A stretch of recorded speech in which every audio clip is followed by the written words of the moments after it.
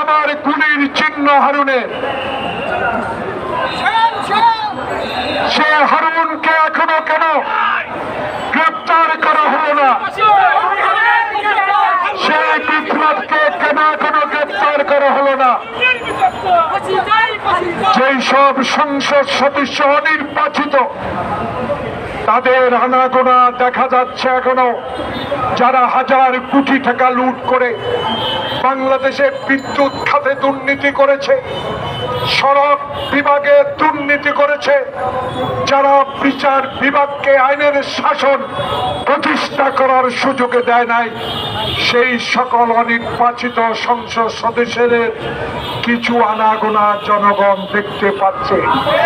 তত্ত্বাবধায়ক interim government, মাননীয় স্বরাষ্ট্রমন্ত্রী, আপনার কাছে একজন নির্যাতিত রাজনৈতিক কর্মী হিসেবে আপনার কাছে দাবি